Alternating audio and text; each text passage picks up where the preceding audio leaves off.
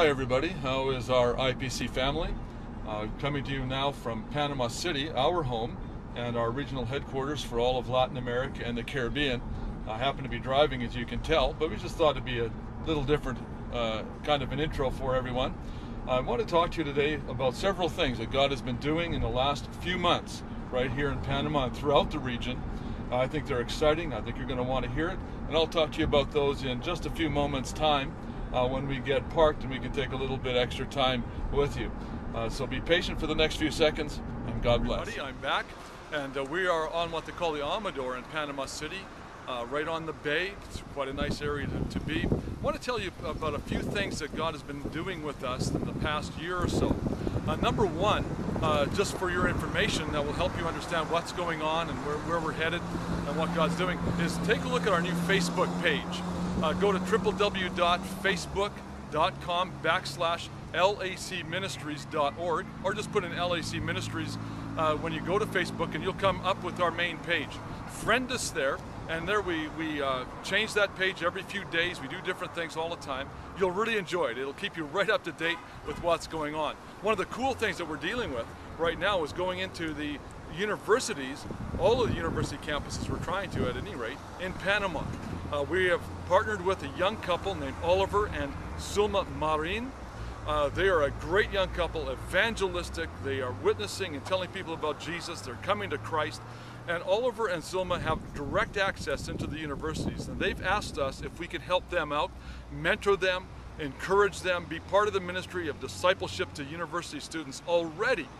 In just not too long a time, 120 people have come to know Christ. Also in Brazil, our missionaries there, Nelson and Lisa Montero, have started a brand new ministry called 127 in a city not far from Recife, right on the most easternmost point of all of South America. You can't get any closer to Africa than right there. This ministry that they're involved in focuses on 7 key areas. One of the key areas is, of course, the poor. They get into slums, they minister about Christ, they lead people to Jesus. In particular, one particular slum that they're in, the average life expectancy for a young male is 17 years old. If you live beyond that in that slum, you are an old man. At 17, in that slum, they bring in a professional soccer player to teach all these kids soccer, and through that, they use that as a base to share Christ, and already we are seeing scores of kids saved, baptized in the Spirit, and going on with the Lord. In addition to that, they teach the girls ballet in that slum. Who would have thought? Ballet in the slum. And so these girls also are coming to know Jesus. It's a phenomenal thing.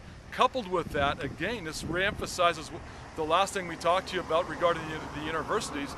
This ministry allows Nelson and Lisa to get right into the university campuses of those cities in the surrounding area, and again, leading people to Jesus and encouraging them to go into all the world to preach the gospel, not just in their own area, but out from Brazil as well. It's a great thing.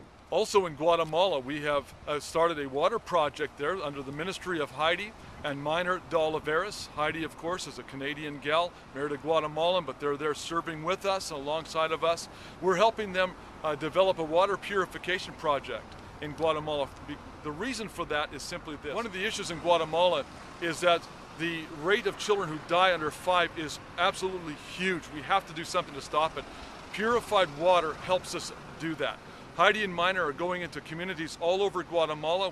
We are wanting to go into hundreds and hundreds of them with water purification tablets, with water purification systems to help people have. With these systems, we're able to put them in schools and in the community, which gives Heidi and Minor and the pastors of those communities a wonderful opportunity to share Christ with all of those who come and need to be involved with this. You can be involved with this at a nominal price. If you want to know more information, give us a call or a contact on our Facebook site. We'd be happy to help you out. In just a few weeks, in the early part of February, Colleen and I are going to be going to Colombia, and we're part of what we call Leader Impact Groups. Some of you may already have heard about this. I've talked about it before many times, and some of your people in the church may be involved in it. Colleen and I are going there to minister alongside a group of Canadians, where we're going to be reaching the business people and the governmental leaders of Medellin, Colombia. It's one of the larger cities there. It's been a place where drugs and violence has ruled the day in the past times. We're hoping and praying to God for a tremendous harvest of governmental and business leaders. And we're going to be discipling them, we're going to be leading them to Christ, and hopefully, you can be praying for this, that we are trying to get involved with all the pastors of that city as well, where I can teach them some pastoral skills, some people skills, and how to reach out to their communities and their cities in the surrounding area for Christ.